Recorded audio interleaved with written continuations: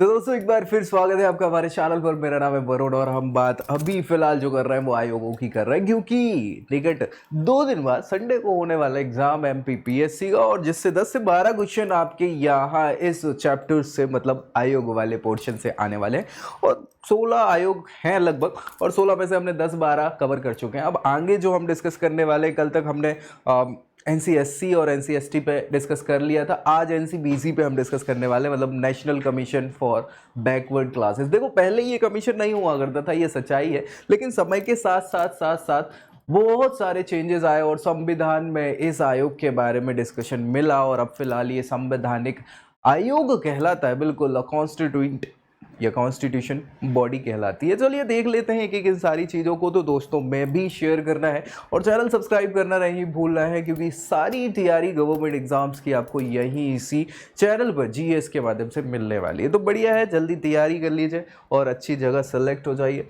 NCBC राष्ट्रीय पिछड़ा वर्ग आयोग, national commission for backward classes, अनुच्छेद जो है आर्टिकल कॉन्स्टिट्यूशन का 338 बी है। कल तक हमने या पिछली वीडियो तक हमने इस आर्टिकल को देखा। 338 एक ही आर्टिकल हुआ कर रहा था, जिसमें पहले बात हुई थी केवल किस चीज की, कि एक अनुसूचित जाति अनुसूचित जनजाति के लिए क्या होगा, हाँ, एक विशेष सलाहकार नियुक्त किया जाएगा, है ना, विशेष अधिकारी नियुक्त किया जाएगा। फिर आगे चल के ये इतना ब्रॉड हो गया कि इसी में एक मल्टीपल हमें क्या करनी पड़ी, ऑर्गेनाइजेशन या आयोग डेवलप करना पड़ा, और उसमें फिर अनुसूचित जाति जनजाति आयोग के लिए बोला।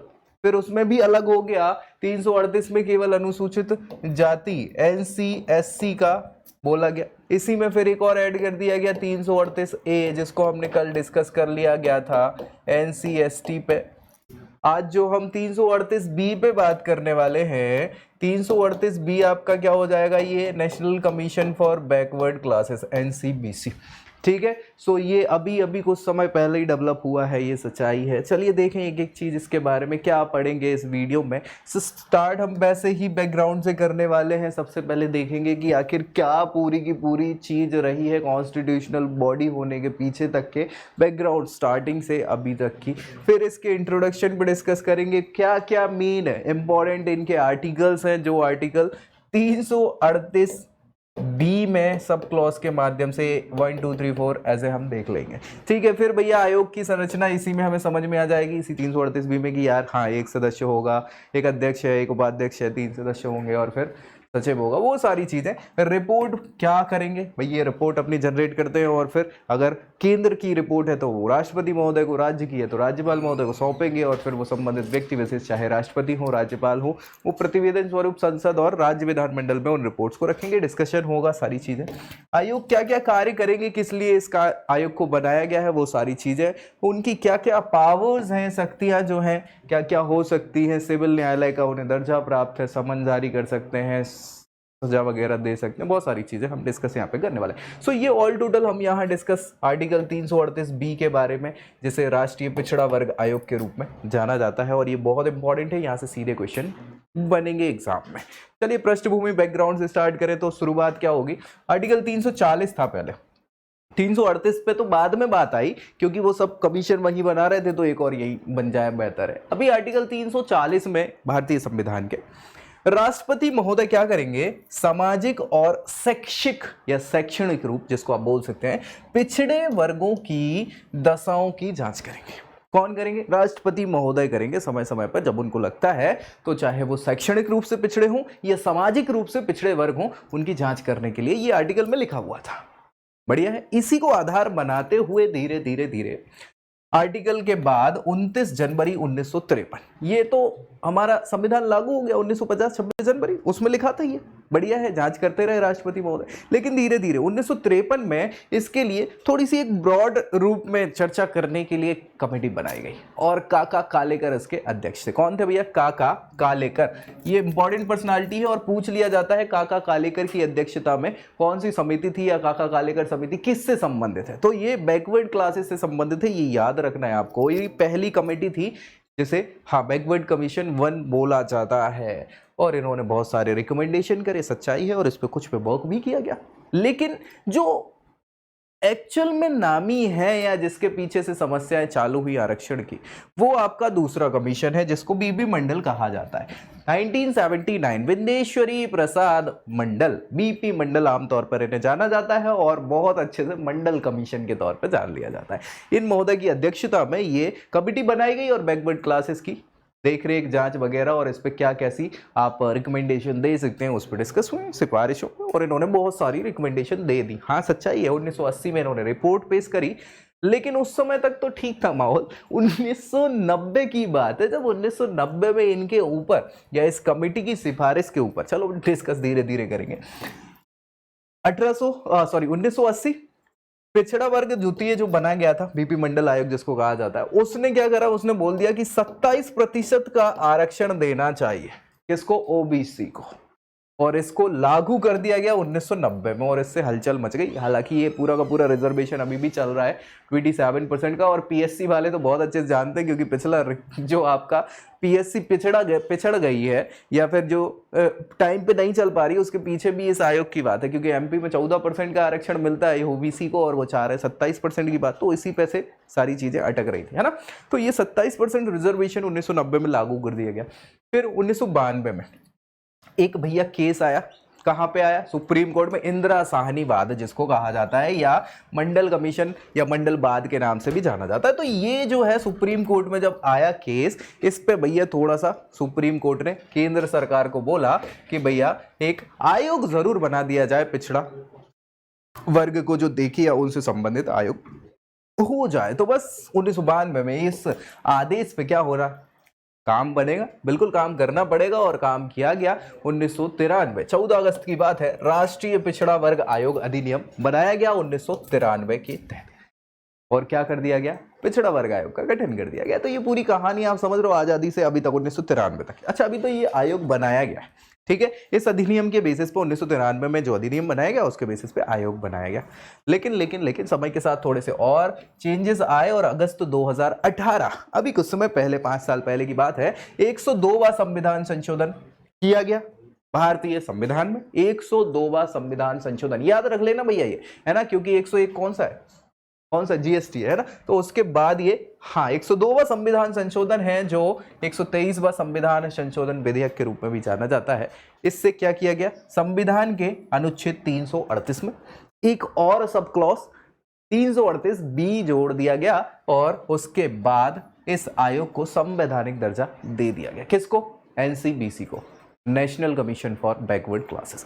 ठीक है भाई, कोई दिक्कत, ये सीधा सीधा क्वेश्चन आपका यहां से बन जाएगा, इसीलिए इसको आपको ध्यान में रखना है। और हाँ ठीक है, कोई दिक्कत, बढ़िया। चलो परिचय देख लेते हैं। परिचय क्या है भैया, हमें पता है 4 अगस्त 1993 को ये जो बनाया गया था, हाँ अधिनियम के आधार पर बिल्कुल बैकवर्ड कमीशन बना दिया गया था, उसको संवैधानिक दर्जा मिला है अगस्त 2018 में 102वें संविधान संशोधन अधिनियम के द्वारा। ये बेसिक चीजें हैं और ये सीधे क्वेश्चन बन जाते हैं। इनकी प्रकृति अब संवैधानिक हो गई है, याद रखिएगा। पहले क्या था भाई, 2018 से पहले थोड़ी संवैधानिक था, अब संवैधानिक दर्जा इसको प्राप्त हो गया। उससे पहले सांविधिक दर्जा, स्टैट्यूटरी बॉडी हुआ करता था, क्योंकि ये हाँ अधिनियम के द्वारा बनाया गया था। मुख्यालय है नई दिल्ली में और RN प्रसाद साहब ये पहले अध्यक्ष इसके थे कमीशन के। अभी फिलहाल वर्तमान में श्री भगवान लाल साहनी साहब जो हैं इसके वर्तमान अध्यक्ष है। और मंत्रालय किसके अधीन आता है, नोडल मंत्रालय जो है सामाजिक न्याय और कल्याण मंत्रालय, जिसको ministry of social justice and welfare कहा जाता है। ये याद रखना है, सीधे सीधे क्वेश्चन आपके यहाँ से बनेंगे। RN प्रसाद साहब का पूछा जा चुका है, साहनी साहब का पूछा जा सकता है वर्तमान अध्यक्ष के रूप में। ठीक है, अब महत्वपूर्ण अनुच्छेदों पर बात करें तो अनुच्छेद तो हमें पता ही है कि भैया आर्टिकल 338 बी है ना, जिसमें इसके बारे में बताया। बी में ही सब क्लॉजेज आएंगे, बी के अंदर सब क्लॉज, है ना, हाँ डिब्बे के अंदर डिब्बा, डिब्बे के अंदर डिब्बा, हाँ वही चीज है। तो चलो आर्टिकल 338 बी का सब क्लॉज 1 बोलता है कि भैया सामाजिक और शैक्षणिक रूप से पिछड़े हुए वर्गों के लिए एक आयोग बनाया जाएगा जिसे पिछड़ा वर्ग आयोग कहा जाएगा। बढ़िया, बधाई हो, इसका गठन हुआ।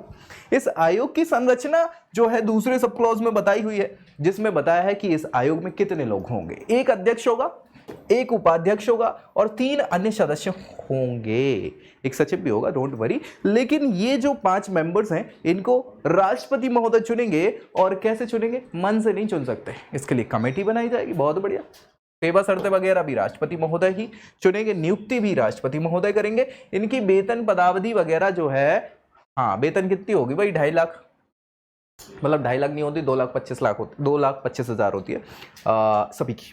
अध्यक्ष को मिला लो या सदस्यों को मिला लो, सभी को, उपाध्यक्ष को मिला लो। 3 वर्षों का इनका कार्यकाल होता है और 2 बार अधिकतम ये अपने पद पर रह सकते हैं, यानी 3-3 साल के 2 कार्यकाल ये अपने सर्व कर सकते हैं 6 साल तक। बढ़िया, कोई दिक्कत परेशानी?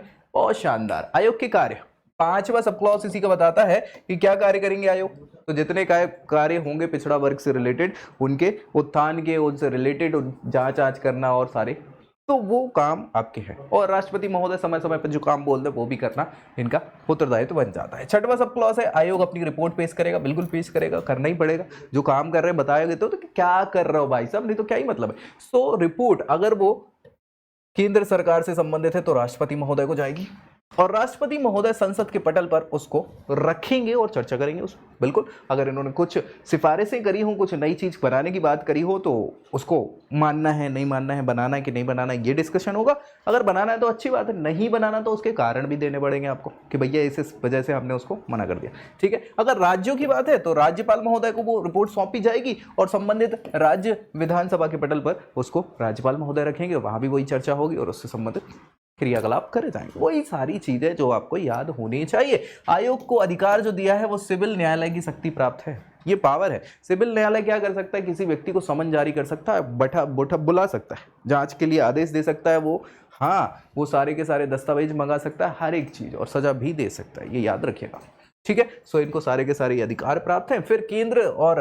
राज्य सरकारों के द्वारा क्या किया जा सकता है, हाँ अगर कोई कानून वगैरह बनाना है तो उनसे परामर्श भी लेना पड़ेगा इनको। किसको? आयोग से, केंद्र सरकार को, राज्य सरकार को। अगर वो भैया पिछड़ा वर्ग से संबंधित कोई कार्यक्रम कर रहे हैं या कुछ नए रूल्स एंड रेगुलेशन बना रहे हैं तो उनसे ज़रूरी है कि भाई आयोग से पहले चर्चा कर ली जाए, अदरवाइज दिक्कत परेशानी में हो सकती है केंद्र राज्य सरकार। हालांकि ये कहने की बात है क्योंकि कानून तो सब केंद्र राज्य सरकार ही बनाएगी ना संसद में, इनसे रिलेटेड।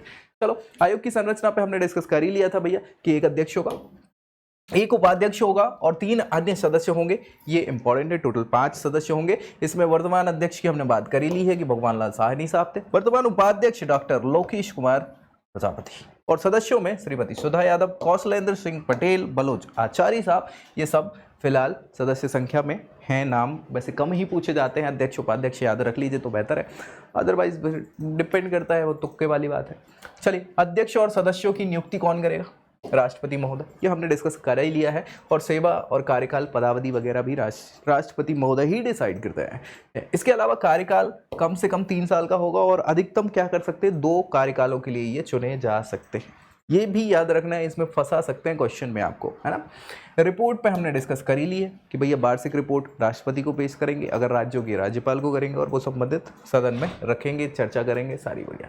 क्या क्या कार्य करना है, कार्य जरूर हम एक बार थोड़ा डिटेल में डिस्कस कर लेते हैं कि क्या क्या काम करेंगे। तो काम करना है क्या, मेन है ये आयोग पिछड़े वर्ग आयोग। किसको कहा गया? तो पिछड़ा वर्ग के जितने भी सदस्य हैं, जितनी भी जातियां वगैरह पिछड़े वर्ग में आती हैं, उन सब के लिए संवैधानिक, जो संविधान में वर्णित कार्यक्रम है या जो चीजें बताई हुई हैं, इसके अलावा दूसरे कानूनी सुरक्षा उपायों से संबंधित सभी मामले जो हैं वो जांच करेंगे। कौन? ये आयोग के सदस्य, अध्यक्ष, उपाध्यक्ष सभी लोग मिलके निगरानी करेंगे उससे संबंधित, और उन कार्यों का मूल्यांकन करने का काम भी किसका है? इसी पर्टिकुलर आयोग का है। ये इंपॉर्टेंट काम है। इसके अलावा इनके उत्थान की बात है, सामाजिक आर्थिक विकास में पिछड़े वर्गों के विकास के लिए भाग लेना, सलाह देना, ये भी काम इस आयोग के हो जाएंगे। तीसरा काम है इनका प्रगति का मूल्यांकन करना कि इनका विकास हो भी रहा है कि नहीं हो रहा है। भाई हमने इतने कानून बनाए, ऐसा करा, तो उसमें क्या कर रहा है, उससे फायदा हो रहा है कि नहीं हो रहा है, वो बनने चाहिए, आगे बढ़ने चाहिए, खत्म कर दिए जाए, दूसरे बनाए जाए, तो वो सारी चीजें। इसके अलावा सामाजिक शैक्षणिक रूप से जो वर्ग पिछड़े हैं उनके अधिकार और सुरक्षा उपाय, या जिनको वंचित किया जा रहा है इनसे, उन शिकायतों की जांच इत्यादि करने का काम भी किसका है? इन्हीं आयोग का है या पिछड़ा वर्ग आयोग का है। तो समझ गए ना। देखो, हमने वही चीज हम पिछले 3 वीडियो में डिस्कस कर रहे हैं। देखो, हमने एक NCSC पे डिस्कस किया था, national commission for scheduled caste, और उनका भी सेम काम वही था, शेड्यूल कास्ट से रिलेटेड सारे के सारे काम, है ना। वैसे ही SC ST की हमने बात करी, NCST, है ना, national commission for scheduled tribe, और अब सेम टू सेम वही चीज NCVC की है, national commission for backward classes. सभी काम वही है, बस अलग कर दिए गए हैं, है ना, अलग अलग आयोग ही बना दिए हैं जो उत्तरदायी हैं अपने अपने हाँ लोगों के लिए, वर्गों के लिए, ऐसा आप बोल सकते हैं। ठीक है, सो ये इंपॉर्टेंट हो जाता है और सीधी चीजें आपको रखनी है, एक दूसरे से कनेक्ट करके रखेंगे तो आप बोलेंगे नहीं, कनेक्शन आपका बन जाएगा, क्योंकि वही चीज चल रही थी। एक अध्यक्ष, एक उपाध्यक्ष, 3 सदस्य सभी में हो रहे थे, राष्ट्रपति महोदय ही नियुक्त कर रहे थे, वही हटाएंगे, उनके कार्यकाल 3 वर्षों के हो रहे थे, अधिकतम 2 बार वो चुने जा सकते थे अपने अपने कार्यकालों के लिए, और सारी चीज़ें उनकी, चाहे वेतन हो, सेवा शर्तें हो, सब हमने वही डिस्कस करी। 2.25 लाख रुपए फीस मतलब उनकी वेतन होगी, उनमें लाभकारी परिवर्तन नहीं किए जाएंगे, केंद्र सरकार ही क्या करेगी, उनके कानून इत्यादि बनाएगी, उनसे सलाह लेगी अगर उनसे संबंधित कोई काम कर रहे हैं तो। ठीक है, शक्तियों की बात कर ले तो बहुत सारी शक्तियां हमने डिस्कस करी। सबसे इंपॉर्टेंट जो है वो क्या है, इनको सिविल न्यायालय की शक्ति प्राप्त है। ठीक है, सिविल कोर्ट की इनको शक्ति प्राप्त है, यानी सिविल कोर्ट को जितने भी अधिकार दिए वैसे ही सारे इस आयोग को भी अधिकार दिए गए हैं। वो समन जारी कर सकते हैं किसी भी व्यक्ति को, या फिर वो जानकारी के लिए, परामर्श करने के लिए बुला सकते हैं, राज्य स्तर पर या केंद्र स्तर पर किसी भी आयोग पे डिस्कशन कर सकते हैं। ठीक है, सो ये जरूरी है। अब बात कर लेते हैं हम, चूंकि एमपीपीएससी पे बात कर रहे हैं, सो एमपीपीएससी के लिए मध्य प्रदेश का भी पिछड़ा वर्ग आयोग होगा, ऑब्वियस सी बात है, वहां से क्वेश्चन पूछे जा सकते हैं। तो राज्य पिछड़ा वर्ग आयोग, इसका गठन पूछ लिया गया था एक बार, तो इसलिए आपको याद रखना है 13 मार्च 1993 को ये गठित हुआ था मध्य प्रदेश पिछड़ा वर्ग आयोग। इसमें 1 अध्यक्ष और 2 सदस्य होते हैं, याद रखिएगा, उपाध्यक्ष नहीं है और 3 सदस्य नहीं है। ठीक है, एक मतलब 3 बॉडी है, 3 मेंबर बॉडी इसको बोल सकते हैं। कार्यकाल सेम टू सेम 3 वर्षों का ही है। और भैया इन्हें नियुक्ति और त्यागपत्र वगैरह कौन करेगा, कौन करेगा नियुक्ति, कौन करेगा, तो भैया राज्य सरकार नियुक्ति करेगी। त्यागपत्र किसको देगी, राज्य सरकार को ही देंगे। पहले अध्यक्ष कौन थे, वसंतराव साहब हुआ कर रहे थे। तो ये बेसिक सारी चीज़ें हैं जिनसे संबंधित क्वेश्चन कई बार पूछे जा चुके हैं एमपीपीएससी में, और ये आपको पता होना चाहिए। अब पूरी बात मुझे लगता है हमने डिटेल में रिवीजन वाइज भी कर ले और डिटेल भी बोल दे, तो दोनों चीज़ें यहाँ हो जाती हैं आपकी किससे संबंधित, NCBC article 338 B of Indian constitution. इसके साथ साथ हमने MP commission for backward classes भी पढ़ लिया, है ना, बढ़िया। तो बस इस वीडियो में मेरे ख्याल से इतना काफ़ी है। अब अगली वीडियो में हम बचे हुए आयोगों पे भी डिस्कस करेंगे। हाँ भाई, हमें बात अभी विजिलेंस कमीशन की भी करनी है, इंफॉर्मेशन कमीशन की भी करनी है, और भैया खाद्य आयोग की, है ना, फूड सिक्योरिटी। तो सारी चीज़ें हम डिस्कस करेंगे एक एक करके। मिलेंगे, तब तक के लिए जय Hind. I hope you like this video. For more such videos, keep watching our channel And do not forget to like, share and subscribe.